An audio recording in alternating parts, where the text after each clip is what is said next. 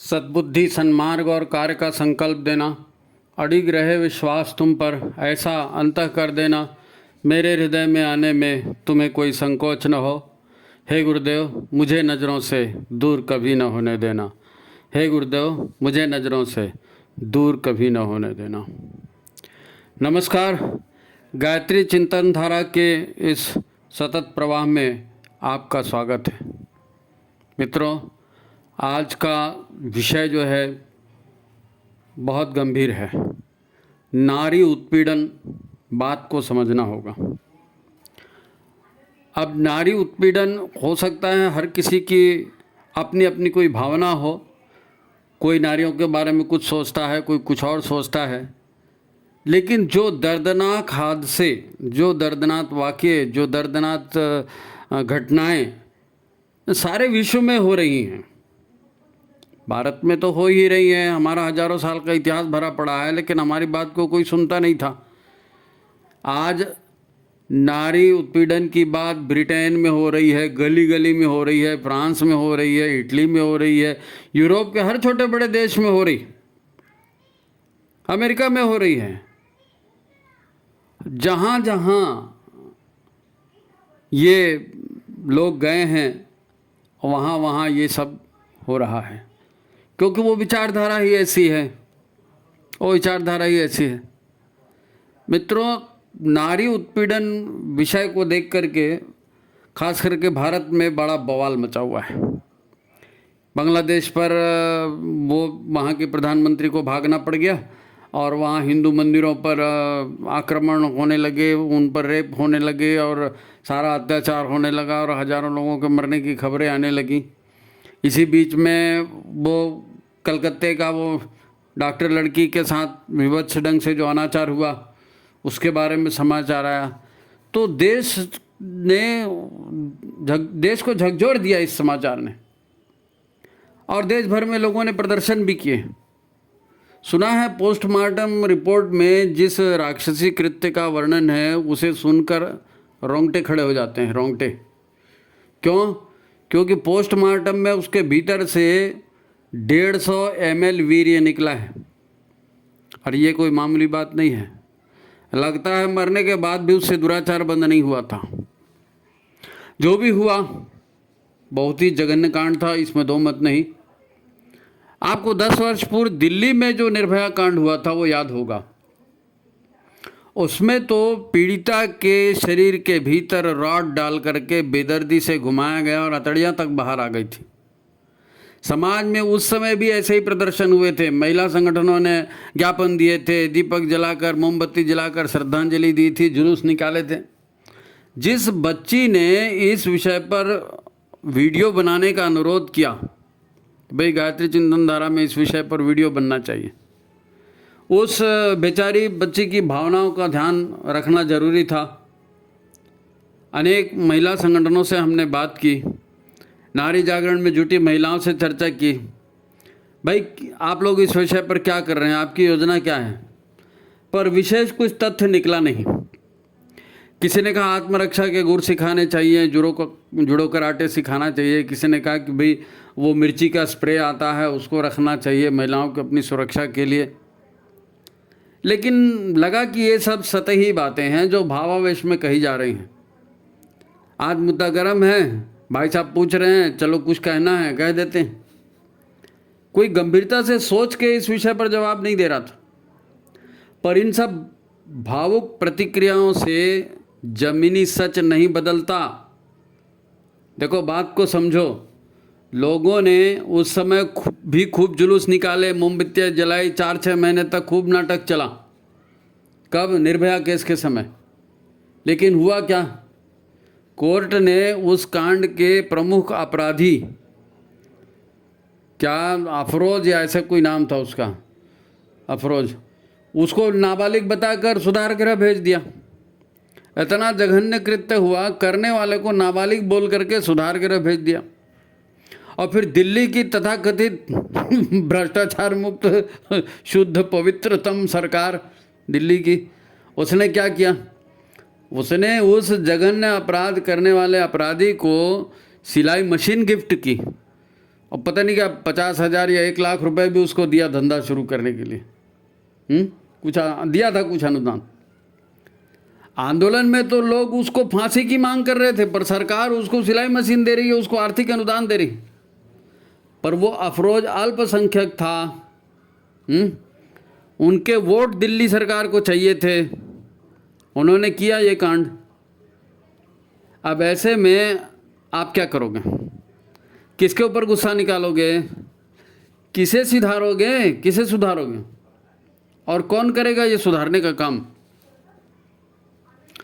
अरे भाई, लोगों के पास सोचने समझने और कुछ रचनात्मक कार्य करने का वक्त ही नहीं है, वक्त ही नहीं है। कोई कहता है पुरुषों की नज़र में दोष है, पुरुषों में पाशविकता बहुत बढ़ गई है, और पुरुष जो है माँ बहनों की इज्जत करना नहीं चाहते, सरेआम गुंडागर्दी करते रहते हैं।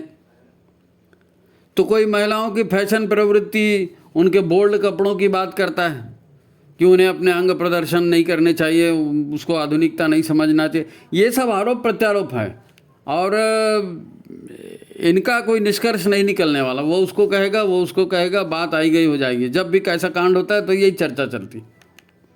एक बात याद रखो, प्रतिक्रियाओं से सृजन नहीं हो सकता। नवनिर्माण ऐसा रिएक्शन करने से नहीं होता। नवनिर्माण सोच समझकर योजनाबद्ध ढंग से करना होता है। नारी की दुर्दशा पर क्या करोगे? भाषण दोगे? भाषण से हो जाएगा? समाज निर्माण का काम है।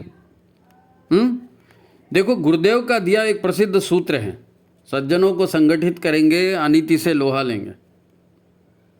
अब आपको यही नहीं मालूम कि अनीति या अधर्म हो रहा है, और हो रहा है तो कहाँ से उसके स्रोत है और वो कैसे बढ़ रहा है, तो आप विरोध किस चीज़ का करेंगे? आपको तो मालूम ही नहीं है सोर्स क्या है। एक घटना अकेली नहीं होती, वो लिंक होता है, उसका कुछ भूतकाल होता है, उसका कुछ भविष्य होता है।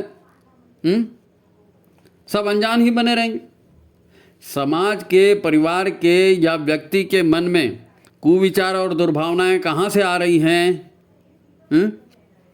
इसकी जानकारी नहीं होगी तो इन कुविचारों और दुर्भावनाओं से बचेंगे कैसे? कैसे बचेंगे? देखो, एक उदाहरण से बात समझते हैं। अभी 2-4 साल पहले सूटकेस में लड़कियों की साबुत या कटी हुई लाशें मिला करती थी। कहीं बिहार में मिल गई, कहीं दिल्ली में मिल गई, कहीं मुजफ्फराबाद में मिल गई, कहीं युवतियों की कटी हुई लाशें या साबुत लाशें भी सूटकेस में भर के छोड़ देते। अब कई लोग तो लड़कियों की लाशों को फ्रिज में रख देते थे और एक एक 2-2 टुकड़ा उसमें का काट के रोज़ आज 2 टुकड़े वहाँ उस नाले में डाल दिए, कल 2 टुकड़े उस नाले में डाल दिए। तब पता ही नहीं चले कि लाश है किसकी, कौन था, लड़की थी, लड़का थी, क्या था। एक एक टुकड़ा करके उसको डाल दिया, नालों में, गटर में फेंक कर चले आते थे। पता ही नहीं चलता था कि किसकी लाश का टुकड़ा है। अच्छा, ये लड़कियाँ आती कहाँ से हैं जिनको मारा जाता है? ये लड़कियाँ आती कहाँ से हैं? सूटकेस में भर के? ये तो अखबार में आया, टीवी में भी आया, बहस भी चली इसके ऊपर, बहुत कुछ हुआ। लेकिन आम आदमी के पास, तुम्हारे हमारे घर में जो महिलाएं रहती हैं, क्या वो इन समाचारों को सुनती हैं? क्या कोई उनको ये समाचार सुनाता है? क्यों नहीं सुनाता? अगर समाज में इन दुष्प्रवृत्तियों को रोकना है तो जो टारगेट किलिंग हो रही है, जिनको केंद्र बनाकर, उनको खुद को तो मालूम होना चाहिए कि महिलाओं के साथ क्या हो रहा है। अरे ये सब होता है प्रेम विवाह के चक्कर में, अमर प्रेम। वो क्या बोलते हैं, वो सलीम और नूरजहां का प्रेम, और लैला और मजनू का प्रेम, और पता नहीं क्या क्या। अब फंसती हैं लड़कियां। अच्छा, ये लड़कियां ऐसे दुष्टों से प्रेम कैसे कर लेती भाई, कि घर छोड़कर निकाह कर लेती हैं। घर छोड़ के निकाह करना, जिन माँ बाप ने इतने दिन तक पाल करके रखा, उनको बताया भी नहीं कि हम कहाँ शादी कर रहे हैं, लड़का क्या काम करता है, कौन से धर्म का है, कितनी उसकी हैसियत है, क्या है, वो कुछ नहीं, बस गए और बाहरी बार शादी कर लिए। अब ये लड़कियों को दी है उतनी छूट, मॉडर्न बने हैं तो ये मॉडर्न हो रहा है, ये सेकुलरिज्म हो रहा है। अब कौन समझाए इनको? पर बात जिसकी जानकारी बहुत ज़रूरी है वो ये है कि लोग धर्म की आड़ में देश की सत्ता पर काबिज होना चाहते हैं। ये बहुत बड़ा षड्यंत्र है, और केवल हिंदुस्तान में नहीं, ये विश्व के अनेक देशों में हो रहा है। मैंने अभी यूरोप का नाम भी लिया था, पूरा यही हो रहा है। जनसंख्या को बदल देना है, बहुमत बदल देना है। हमारे धर्म का बहुमत हो जाएगा तो हम सत्ता पे आ जाएंगे। ये छोटा मोटा कांड नहीं है, एक लड़की पर किसी ने रेप कर दिया, नहीं ये इतनी सी बात नहीं है, और ये आज की बात भी नहीं है, हजारों साल से चल रही। उन लड़कियों ने लव जिहाद का मतलब ये जो करने वाले हैं इन्होंने लव जिहाद का पूरा तंत्र चला कर रखा है, संगठित तंत्र है। ब्राह्मण, सिख, राजपूत, ठाकुर इन लड़कियों को फंसाओ, उनसे निकाह करो, तो उनको ज़्यादा पैसे मिलते हैं। ज़्यादा पैसे मतलब 5 लाख से 7 लाख रुपए तक मिलते हैं ब्राह्मण, सिख, राजपूत या ऐसी लड़की को फंसाने से। अब कैसी भी लड़की हो 2-3 लाख तो ऐसी मिल ही जाते हैं, क्योंकि जनसंख्या उधर कम होनी चाहिए, इधर बढ़नी चाहिए, इधर बढ़नी चाहिए। परंपरागत भारतीय जो है ना जनसंख्या घटे या हिंदू जनसंख्या घटे बोलो आप, ताकि उनके वोट बढ़ जाएं और वो वोट बढ़ा के सत्ता में पा जाएं, क्योंकि दिमाग में यही फितूर बैठा है कि हमने हिंदुस्तान पे हमारे बाप दादाओं ने राज किया, हम आज भी राज करेंगे। हंस के लिया पाकिस्तान, लड़के लेंगे हिंदुस्तान। सच्चाई है, ये तुम्हारे हमारे सोचने कहने से बदल नहीं जाएगा इतिहास। इनके खुद के वोट बढ़ते जाएं ताकि देश में सत्ता के पास पहुंच जाए, यही टारगेट है। ये लोग शादी करके 1-2 बच्चे पैदा करके छोड़ देते हैं, उधर माँ बाप लड़की को बच्चलन मान करके और बदनाम मान कर छोड़ देते हैं कि भैया हमारे लिए तो लड़की मर गई। अच्छा, तुम्हारे लिए लड़की मर गई। अब वो लड़की के पास 2 ही ऑप्शन है, या तो लड़की खुद ही मर जाए, सुसाइड कर ले, उसको भी पश्चाताप होता है कि मैं माँ बाप से मेरे को इतना प्यार करते थे, मैं उनको छोड़ के आ गई और यहाँ मेरी अब कुकुर गति हो रही है, क्या करें। या फिर वैश्यावृत्ति करो, पालो अपने शरीर को और पैदा करते रहो बच्चे। अच्छा, जो कुछ पढ़ी लिखी लड़कियां हैं, दमदार लड़कियां हैं, या जिनके भीतर कुछ मतलब स्वाभिमान है, अब वो पुलिस की धमकी देती हैं या और किसी संगठन से बात करती हैं, तो फिर उनके साथ वही होता है, कभी गला दबा के कभी कुछ करके एक बार उनको जिंदा से मुर्दा बना देते हैं। अब वो मुर्दे को ठिकाने लगाना है तो उसको या तो फ्रिज में भर के रखो, रोज 1-1, 2-2 अंग उसका काट करके और 1-1 किसी नाले में डालते रहो। यही होते रहा है, ये हुआ है, अखबारों में छपा है, टीवी में आया, बहस हुई इसके ऊपर। भाई हमारे यहाँ की महिलाओं को कुछ मालूम ही नहीं है, कुछ नहीं मालूम। भारतीय धर्म, भारत की महिला, भारत की परिवार और संस्कार व्यवस्था, भारत के ये मंदिर, ये सारे वर्षों से आसुरी शक्तियों के टारगेट रहे हैं। देश भर में 32,000 मंदिरों को तोड़ने का रिकॉर्ड है। उनके अवशेष, खंडहर, मूर्तियां आज एक म्यूजियम में एक जगह सब पड़े मिलेंगे आपको, कोई मूर्ति साबुत नहीं मिलेगी, खास करके उत्तर भारत में। दक्षिण भारत में हिंदू राजा थे, उन्होंने उनको बढ़ने नहीं दिया, करने नहीं दिया, तो दक्षिण भारत में इतनी तोड़फोड़ नहीं हुई मंदिरों की, लेकिन उत्तर भारत को तो पूरा चौपट कर दी। अब या तो उन पर हरी चादरें चढ़ा करके उसको अपना धार्मिक केंद्र बना दिया है, परंतु हर म्यूजियम में आप जाके देखो, विष्णु भगवान की, शिव भगवान की, बुद्ध की, महावीर की टूटी मूर्तियां भरी पड़ी मिलेंगी, आप भरी पड़ी मिलेंगी। अच्छा, ये आज की बात नहीं है कि नारी से विभत्स अत्याचार हुआ।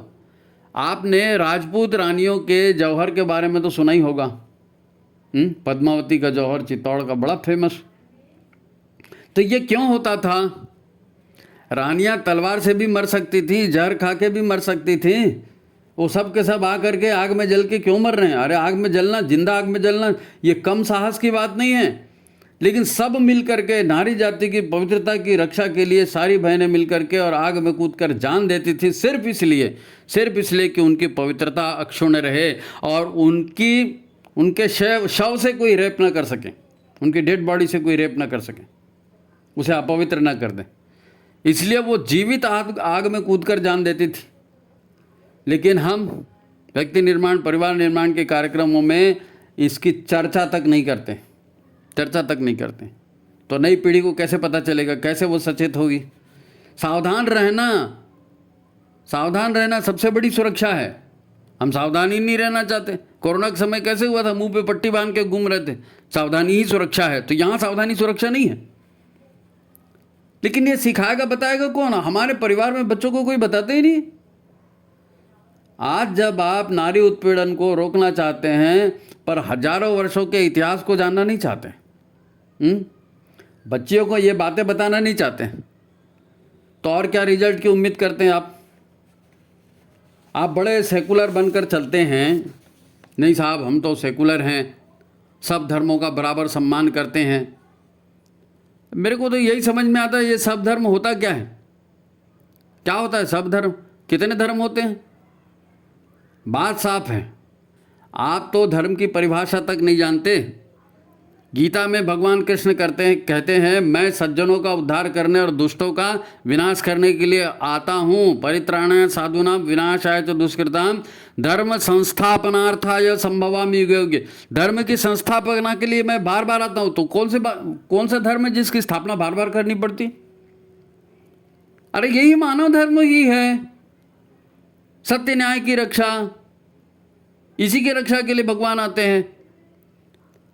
वो अर्जुन को वो महाभारत के समय पूरा युद्ध की लड़ाई में मैदान में उसको गीता समझा रहे हैं कृष्ण भगवान। हे अर्जुन सर्वधर्म परित्यज्य मामेकम शरणम व्रज। आज तुमको लग रहा है कि ये मेरे दादाजी है, मेरे चाचा जी है, मामा जी है, ताऊ जी है, इनसे मेरा ये रिश्ता है, इन्होंने मेरे को गोद में खिलाया। ये धर्म नहीं है। इस तरह की जितनी बातों को आप धर्म कह रहे हो, ये धर्म नहीं है। धर्म है सज्जनों का उद्धार, धर्म है सत्य की रक्षा है। तू अपने कृष्ण अर्जुन से कह रहे हैं, तू अपने मन में जो धर्म की अनर्गल मान्यता लिए बैठा है उनको छोड़, और मैं जो कहता हूँ मामेकम शरणम व्रज, मैं कहता हूँ उठ, हथियार उठा और अपना क्षत्रिय धर्म निभा, युद्ध कर, अपने लिए नहीं, मानवता के लिए, सत्य के लिए, न्याय के लिए, प्रेम के लिए हैं? अरे ठीक है, अहिंसा परमो धर्म, अहिंसा परम धर्म है। किसने मना किया है अहिंसा परम धर्म? पर ये आधी लाइन है, इसकी दूसरी आधी लाइन क्या है वो आपको कोई नहीं बताएगा। वो दूसरी आधी लाइन कोई नहीं पढ़ाएगा, क्योंकि 70 साल से ऐसे लोग बैठे हैं इस देश को चलाने के लिए जिन्होंने संस्कृति का बेड़ा गर्क कर दिया। काले अंग्रेज बोलना आसान है, लेकिन काले अंग्रेजों ने क्या क्या किया किसी को मालूम है क्या? अब जिसको खुद ही नहीं मालूम वो क्या बताएगा। इसकी दूसरी लाइन है धर्म हिंसा तथैव च, अहिंसा परमो धर्म, धर्म हिंसा तथैव च, यानी धर्म ही प्रमुख है, उसी की रक्षा करनी है। क्योंकि धर्म, धर्मार्थ काम मोक्ष, सारा मानव जीवन धर्म पर ही टिका हुआ है, हैं? धर्म पर ही टिका हुआ है। अगर आप धर्म की रक्षा के लिए आपको हथियार भी उठाना पड़े तो आप उठाइए। और किसने हथियार नहीं उठाया धर्म की रक्षा के लिए? दुर्गा ने नहीं उठाया, कि शिव ने नहीं उठाया, कि राम ने नहीं उठाया, कि काली नहीं उठाया, कि हनुमान जी ने नहीं उठाया, किसने नहीं उठाया? हर देवी देवता ने धर्म की रक्षा के लिए हथियार उठाए हैं। लेकिन आपको यह बताया गया कि अहिंसा ही परमो धर्म है, और धर्म हिंसा तथैव च को खा गए तो पूरा समाज बन गया फिर छक्का। कोई प्रतिक्रिया करता ही नहीं है, कोई प्रतिक्रिया नहीं करता। बड़ा गुस्सा आता है। अरे लोग कहते हैं, हम कहते हैं भैया हमें हिंसा नहीं करनी है, हिंसा की राजनीति नहीं करनी चाहिए। ये क्या है? ये कहाँ का शिगुफा है? दुर्योधन ने क्या आदेश दिया था बड़ी सभा में? द्रौपदी को निर्वस्त्र करके मेरी जंघा पर बिठाओ, यही तो कहा था ना। तो आज तक कोई अपने बच्चों का नाम दुर्योधन नहीं रखता। रावण ने सीता का अपहरण किया, कोई अपने बच्चे का नाम रावण नहीं रखता। यानी मन से तो सब यही चाहते हैं, पाप अनीति नहीं होनी चाहिए। पर भाइयों बहनों जरा सोचो, शिवाजी ने धर्म की रक्षा के लिए, नारी की रक्षा के लिए क्या किया था? पूरा राज्य का गठन किया था, हिंदवी स्वराज्य बनाया था। आप कहोगे हम राजनीति नहीं करेंगे। अरे तो तुम्हारे ऊपर जो राज कर रहे हैं असुर, उनसे लड़ेगा कौन? कौन लड़ेगा? आप बिना लड़े कैसे करोगे? शिवाजी का उदाहरण देना बहुत आसान है, लेकिन शिवाजी ने जो किया उसको करेगा कौन? नारी की रक्षा के लिए क्या किया उन्होंने? क्या वो हिंसा की राजनीति थी? वो हिंसा की राजनीति थी क्या? आप पूछ तो रहे महाराणा प्रताप को, गुरु गोविंद सिंह को, बंदा बैरागी, हरि सिंह नलवा, लचित बड़फुकान, रानी चेन्नम्मा, रानी दुर्गावती, सबकी बातें करते हैं, सबका आदर्श पढ़ाते हैं। पर ऐसी पूजा किस काम की? उन्होंने इतिहास के समय जो कुछ किया, तो आज क्या हो रहा है? आज का भी तो इतिहास बन रहा है ना। तो उसके उदाहरण हम क्यों ले रहे हैं? इसलिए कि आज संकट जो आया उसको हम टाल सकें, उसको अवॉइड कर सकें। लेकिन नहीं साहब, हमारे यहाँ वो चलन बन गया है, जिसने अच्छा काम किया ना उसकी मूर्ति बनाओ, उसको फोटो बनाओ, उसको खूब चंदन का लेप लगाओ और खूब उसको लड्डू जलेबी खिलाओ। अरे ऐसे में काम नहीं होता, लड्डू जलेबी खिला रहे हैं। इतिहास से हम कुछ सीखते ही नहीं। उसे इतिहास को जानते ही समझते नहीं। बस निर्भया मर गई तो अब मोमबत्ती लेके जुलूस निकालो, व्हाट्सएप में फोटो डालो। हैं? अरे मैं वो साड़ी पहन के गई थी, मैंने वो किया था, वो ऐसा करना था, वैसा तो तुम निर्भया के लिए गए थे कि साड़ी दिखाने गए थे? हमने नारी सम्मेलन किया साहब, इतनी 1000 महिलाएं आई। हाँ ठीक है, नारी सम्मेलन किया, महिलाएं आई, बहुत अच्छा है, हैं? अच्छा सोच कर आई बेचारी महिलाएं कि हाँ चल भाई युग निर्माण में हमारी भूमिका है, पर हमने इतिहास और वर्तमान की दुर्दशा पर उनको कुछ बताया क्या? हमने उनको कुछ बताया? देखो तुम किस मुसीबत से घिरी हो, तुमको कहाँ बेवकूफ़ बना रहे हैं, तुमको कहाँ फंसा रहे हैं, तुम्हारे लिए कैसे कैसे जाल बने, कभी बताया? नारा जरूर है सुधरने का, संगठित होने का, हैं? ये कड़वा सच है और ये हमारे बीच का सच है। और ये अवेयरनेस तो है ना भी, बिना जागरूकता के आप बचोगे कैसे? मेरे को याद है 30-35 साल पहले केंद्र सरकार ने ऐसे ही नारी अत्याचार हुआ था तो उसके ऊपर नारी सुरक्षा पर एक आयोग बनाया था। उस आयोग को कहा गया कि आप देश भर में जो है नारी की स्थिति पर विश्लेषण करो कि नारी के ऊपर कहाँ ज़्यादा अत्याचार होता है। तो उस आयोग ने जो रिपोर्ट दी थी कि बच्चियों पर यौन उत्पीड़न की शुरुआत हमारे घरों, मोहल्लों और परिवार के लोगों के बीच ही हो जाती है। घर मोहल्ले का मामला होता है तो लोग फालतू हो हल्ला मत हो, परिवार की बदनामी मत हो, इसलिए बात को दबा देते हैं, लेकिन इसकी शुरुआत घर से ही, मोहल्ले से ही हो जाती है। हमने कभी सोचा कि आखिर ये बातें हमारे परिवार में घुसी कैसे हैं? कहाँ से आई ये बीमारी? हम तो कहते हैं यत्र नार्यस्तु पूज्यन्ते रमन्ते तत्र देवता, नारी तू कल्याणी है, नारी तू फलानी। फिर ये बातें हमारे घर में घुसी कैसे? ये आज की बात नहीं है, ये हजारों वर्षों से धीरे धीरे करके संस्कार करके ये घुसाया गया है।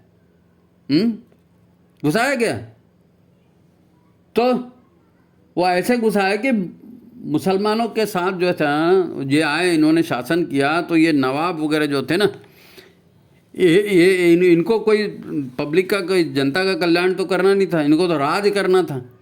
तो राजमहलों में फिर रंडियों का राज हो गया, वैश्याओं के नाच होने लगे, हरम बनने लगे, शराब का चलन बढ़ गया, मांसाहार का चलन बढ़ गया, और बच्चों से यौनाचार ये नया शुरू हो गया। और मुगलों के खाल में बच्चों से यौनाचार, कौन कितनी रखैले रखता है, किसके हरम में कितनी महिलाएं हैं, ये स्टेटस सिंबल बन गया है।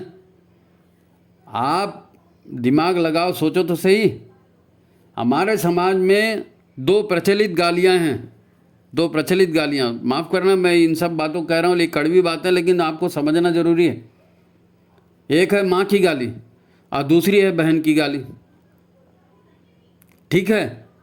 नहीं ठीक नहीं ये ठीक नहीं है, माँ की गाली बहन की गाली कौन ठीक कहेगा, लेकिन ये प्रचलित हैं, ये गालियाँ बड़ी कॉमन हैं। मेरी समझ है कि हिंदू समाज का घटिया से घटिया भी आदमी होगा ना, घटिया से घटिया भी, वो भी अपनी माँ और अपनी बहन से अनाचार नहीं करेगा, नहीं करेगा, सोचेगा भी नहीं ऐसा अनाचार करने का। और ये लोग अपनी सगी बहन से शादी कर लेते हैं, सगी माँ से, सौतेली माँ से शादी कर लेते हैं। तो उनके लिए ये गालियाँ बनाई गई थी, हमारे समाज ने उनके लिए गालियाँ बुलाई थी, माँ की गाली और बहन की गाली, वो उसके लिए बना था, हमारे लिए नहीं था। लेकिन आज भी वो चल रहा है, क्योंकि हमको उनका अपमान करना था तो हमने उसको गाली के रूप में ले लिया और आज भी चला रहे हैं उसी। फिर ये गालियाँ किसके लिए दी जाती थी?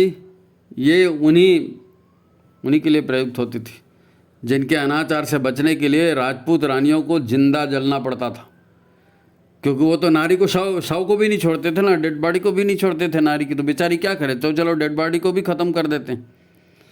बहुत दर्दनाक इतिहास है नारी का, नारी उत्पीड़न का। ये केवल आज की बात नहीं है, आज की बात नहीं है। आप देवासुर संग्राम को याद करो, समुद्र मंथन हुआ था और उसमें से लक्ष्मी जी निकली थी, तो क्या हुआ? सब असुर दौड़ पड़े ना उसके पीछे। तो ये चाहे वो देवासुर संग्राम की बात है, चाहे ये राम के युग की बात है, चाहे कृष्ण के युग की बात है, चाहे आज के युग की बात है, यही तो असुर नीति है, यही तो अनीति है, इसी से तो रक्षा करनी है। इसीलिए तो कहा गया कि यत्र नार्यस्तु पूजन्ते रमन्ते तत्र देवता, नारी को पूजनीय बनाना है। जैसे धर्म होता है ना, धर्म की रक्षा करो तो धर्म आपकी रक्षा करेगा, वैसे ही नारी को आप कल्याणी बनाइए तो वो आपकी रक्षा करेगी। लेकिन अब कौन समझेगा और किसको समझाएगा जी? हैं? किसको समझाएगा? तो नारी और परिवार सचेत कैसे होंगे भाई, कैसे होंगे? लेकिन हम इतिहास से सबक सीखना नहीं चाहते।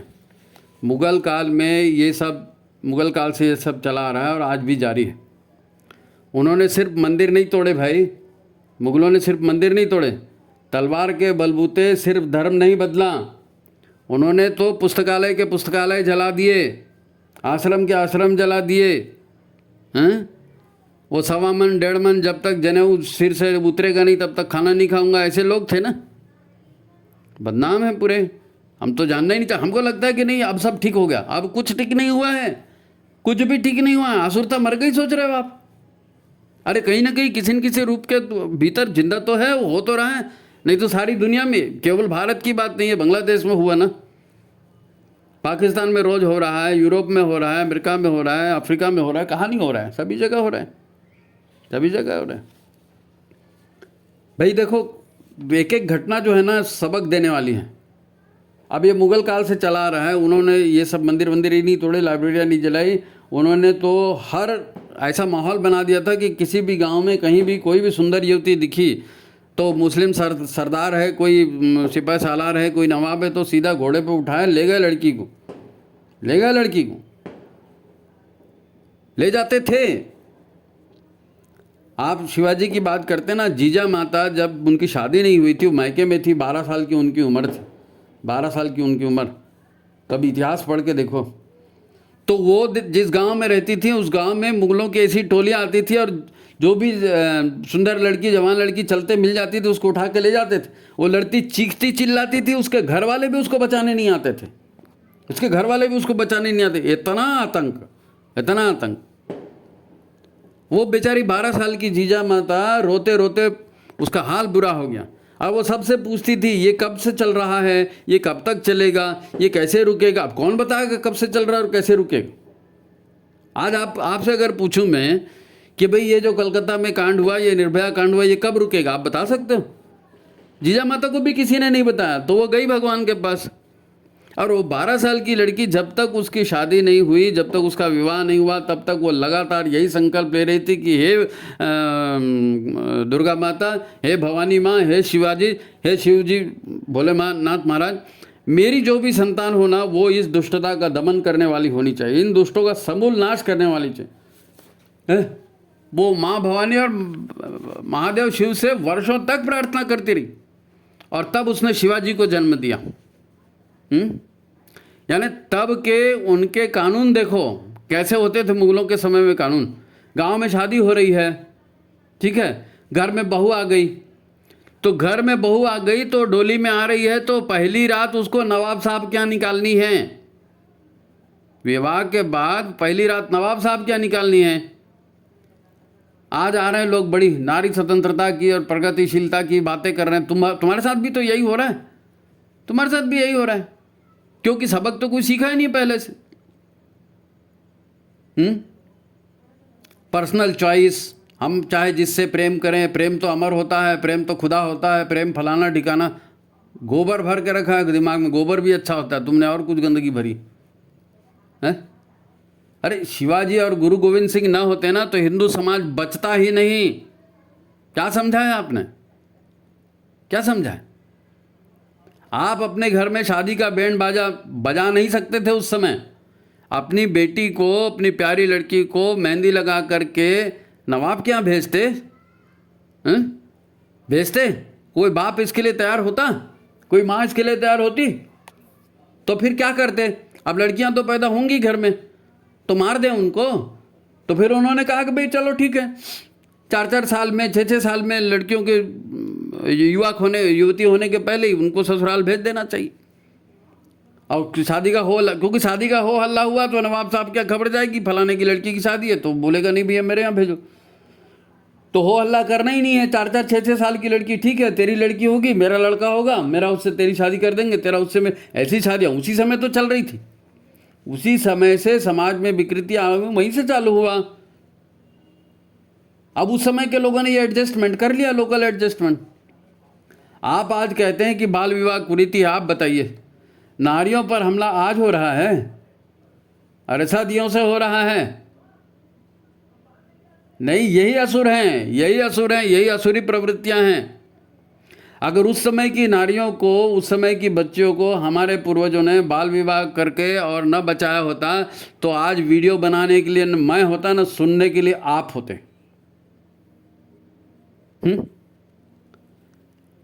भाई धर्म की, ज्ञान की बड़ी बड़ी बातें लोग करते हैं, मेरे को समझ में नहीं आता।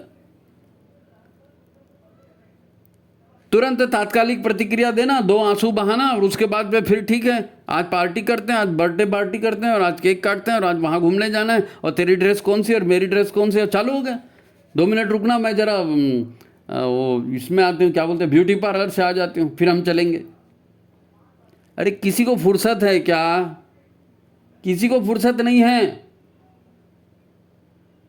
कोरोना को मैं वरदान मानता हूँ। कोरोना ने कम से कम लोगों को ये तो बता दिया कि भैया थोड़ा डरो, विपत्तियां कैसे आएंगी, थोड़ा डरो, थोड़ा हेल्थ की तरफ ध्यान दो। नहीं तो आदमी को तो अपने स्वास्थ्य की भी चिंता नहीं थी।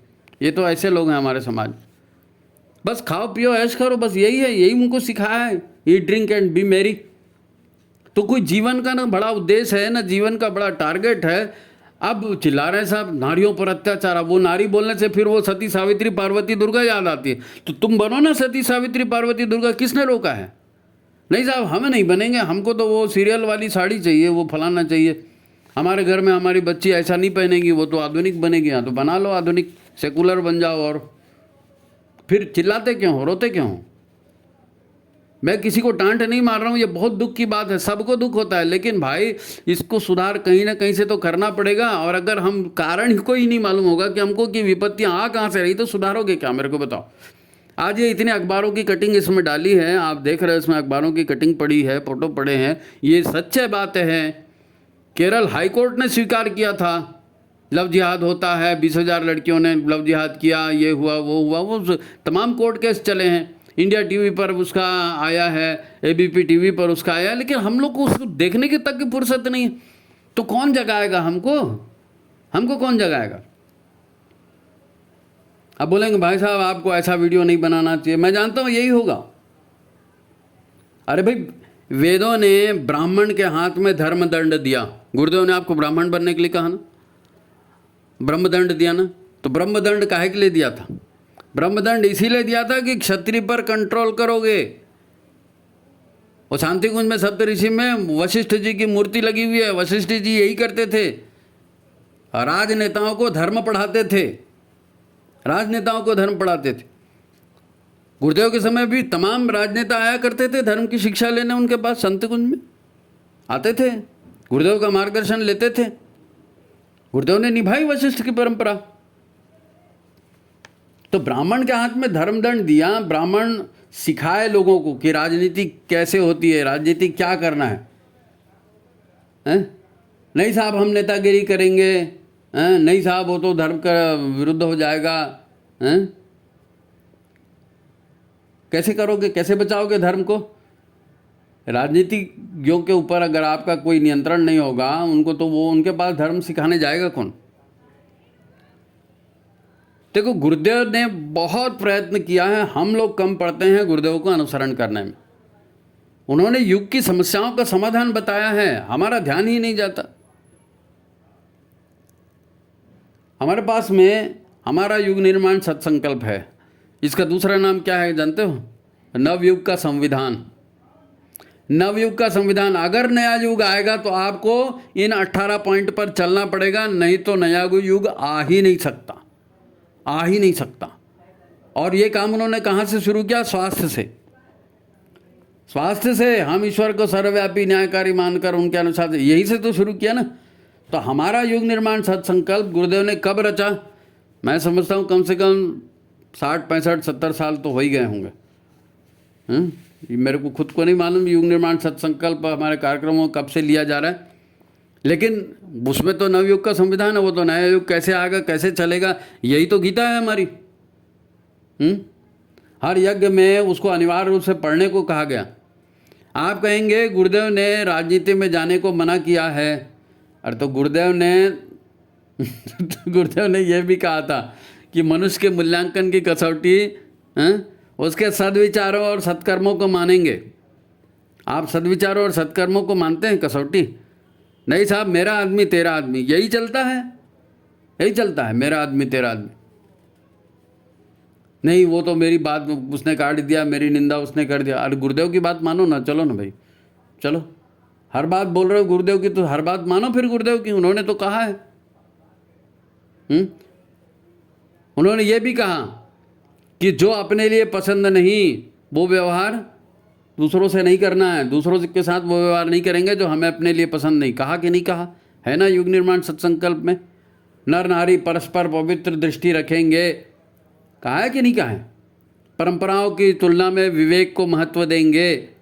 पहले क्या हो गया? नहीं साहब, पहले क्या हो गया वो सब बेकार है। आज क्या करना चाहिए? धर्म की रक्षा कैसे होगी? नारी की रक्षा कैसे करोगी?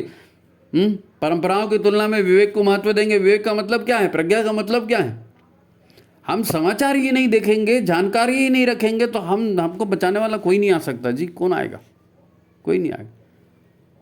नर नारी परस्पर पवित्र दृष्टि रखेंगे, सज्जनों को संगठित करेंगे, अनीति से लोहा लेंगे। बेचारा सब तो बोल के गए भाई, सब बोल के गए। हर यज्ञ में एक एक बुराई छोड़ो रे, अच्छे बन जाओ रे, तुम देवता हो रे, सब तो बोला उन्होंने। क्या नहीं बोला? गृहस्थ को एक तपोवन बनाओ रे, बोला कि नहीं? गृहस्थ को तपोवन बनाओ।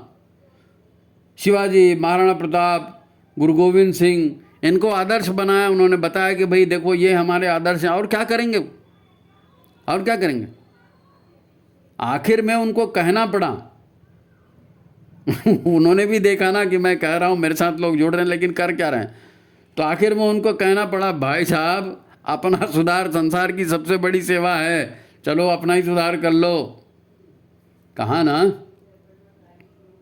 अरे वो अवतारी चेतना, वो क्या कहती है? वो रोज़ सुबेरे प्रार्थना करती, भाई असतो माँ सद्गमय, असत्य से सत्य की ओर ले जाइए। और हम तो जानना ही नहीं चाहते कि सत्य क्या है, हम जानना ही नहीं चाहते कि असत्य क्या है। हम तो ये चाहते हैं बस हमारी शादी होती रहे, हमको पैसा मिलते रहे, हम खूब खाते रहें, खूब ऐश करते रहें और बीमार न पड़ें और कोई हमारा विरोध न करें। अरे क्या बेवकूफ़ी की बात है। ऐसा करते रहेंगे? महाकाल की अवतारी चेतना के शिष्य को ये शोभा देता है क्या? अब फिर देखो, आज ठीक है नारी पर अत्याचार नहीं होना चाहिए, नो डाउट। हर जगह जहाँ भी अत्याचार होता है उसकी निंदा है, ठीक है, हम निंदा करेंगे। पर नारी की बात कहते हो, मेरे को बताओ, क्या गौ माता वो माता है ना? गौ माता पर कम अत्याचार होता है? जितना प्लास्टिक उनके पेट से निकाल रहा है, कौन दे रहा है उसको? हैं? उसकी क्रॉस ब्रीड करा करके पूरी हिंदुस्तान की गौ की नस्ल ही खराब कर डाले। उसको माँ कह रहे हो क्या? माँ कहोगे तो ऐसा करोगे? धरती माता, गंगा माता, किसको छोड़ा है? धरती माता को छोड़ा, गंगा माता को छोड़ा, वृक्ष वनस्पति छोड़ा, तालाब छोड़ा, किसको छोड़ा? केवल नारी की दुर्गति नहीं हुई है, गंगा की दुर्गति, गाय की दुर्गति, धरती माता की दुर्गति, सब की दुर्गति हुई है। होश किसको है? 21वीं सदी नारी सदी, ठीक है नारी सदी, तो उस नारी को बनाएगा कौन? बताओ, उस नारी को बनाएगा कौन? कौन बनाएगा? धरती माता तो ठीक है बदला ले रही है, गौ माता भी बदला ले रही है, वृक्ष वनस्पतियों को काट डाला वो भी बदला ले रहे हैं, पर नारी आज भी भुगत रही है। और जो भुगतने वाले हैं वो भी सीखने को तैयार नहीं है। गुरुदेव ने साफ साफ कहा था, बेटा कलयुग में जो है ना, कोई एक व्यक्ति असुर नहीं रहेगा। आसुरी प्रवृत्ति एक एक व्यक्ति के हृदय में घुस चुकी है। ये मैं नहीं कह रहा हूँ, गुरुदेव ने कहा कि आसुरी वृत्ति एक एक व्यक्ति के हृदय में घुस चुकी है। इसलिए अपना अपना करो सुधार, तभी मिलेगा भ्रष्टाचार, ऐसा कुछ तो भी नारा भी है। वो बहुत सारे उन्होंने बेचारों ने खूब सारे नारे दिए, भाई करता कौन है? तो उन्होंने कहा था कि आसुर आज एक एक व्यक्ति के हृदय में घुस चुका है। इसलिए मैं युग शक्ति गायत्री को लेकर के आया हूँ। ये गायत्री आपके भीतर के सारी निगेटिविटी को, सारी दुष्वृत्ति को खत्म कर देगी। आप इस गायत्री की उपासना करो। और क्या करके आते हैं बताइए? और क्या करते? कीलित गायत्री मंत्र को उन्होंने मुक्त कर दिया आपके नाम से। सवाल यह है कि सब कुछ हमारे सामने है, हम ना तो समझना चाहते हैं, न ही हम कुछ करना चाहते हैं। माफ़ करना, ये वीडियो बाजी जो है ना, ये व्हाट्सअप बाजी, ये आंदोलनबाजी कुछ भी कर लो, आप मोमबत्ती जला लो, निंदा प्रस्ताव पारित करो, कुछ भी कर लो आप, ये इलाज नहीं है, इससे कुछ नहीं होने वाला है, हैं? और ये तो युग परिवर्तन का क्लाइमैक्स चल रहा है जी। हर देश में यही स्थिति हो रही है, हमारे यहाँ थोड़ी, हर देश में हो रही है। मैंने आपको पहले भी कहा ये क्लाइमैक्स चल रहा है। बचेगा कौन? जो महाकाल के चरणों में चलेगा वही बचेगा। गुरुदेव आए थे यही समझाने के लिए आए थे और यही समझा के गए। जो अपने आप को नहीं समझना चाहते हो गुरुदेव को क्या समझेंगे? भैया बुराई हो रही है, इसीलिए तो महाकाल धरती पर आए हैं, सारे युग का परिवर्तन करने के लिए, सबको सब हर उल्टे को उलट के सीधा करने के लिए आए। इससे बड़ा और क्या काम हो सकता है? अब जुड़ गए हो उनके साथ में तो उनकी इज्जत बचाओ, करो। तो ठीक है, बात बड़ी हो रही है और हो सकता है मेरी भाषा आज आपको ऐसी लगे, पर उस बच्ची ने जो कहा कि भाई ये नारी उत्पीड़न पर वीडियो बनाओ, तो बेटा नारी उत्पीड़न पर मैं क्या वीडियो बनाऊं? बता, मैं क्या वीडियो बनाऊं? अब मेरे वीडियो बनाने से क्या होगा और तुम्हारे सुन लेने से क्या होगा? लेकिन ठीक है, हमारा कर्तव्य है। हमको जहाँ तक मालूम था, नारी उत्पीड़न का इतिहास आपको बताया, मानवता के में नारी का उत्पीड़न कैसे हुआ उसका इतिहास बताया, क्या करना है क्या नहीं करना है। ये अब जो बड़े लोग हैं जो संगठन में है, ये उनको देखना है, काम है। यदि आपको लगता है तो आप ही काम करो, आप ही काम करके बड़े हो जाओ, है ना? तो ठीक है, इसको ज़्यादा से ज़्यादा लोगों तक पहुंचाइए, शायद कोई क्रांति हो, है ना? ज़्यादा से ज़्यादा लोगों तक पहुंचाइए, लाइक कीजिए, शेयर कीजिए। तो वंदनी माता जी की जय। माता जी कुछ कहा सुना उल्टा सीधा हो गया तो माफ़ कर देना, पर जो मेरे को लगा वो आज हमने बता दिया। आपने जो दिमाग में दिया, हमने कहा, कहने में कुछ गलती हुई होगी, है ना? आवाहनम न जानामि नैव जानामि पूजनम विसर्जनम न जानामि क्षमस्व परमेश्वर। ए माता जी हमको माफ़ करना, लेकिन जो आया ये आज हमने कह दिया। तो सभी को प्रणाम, नमस्कार।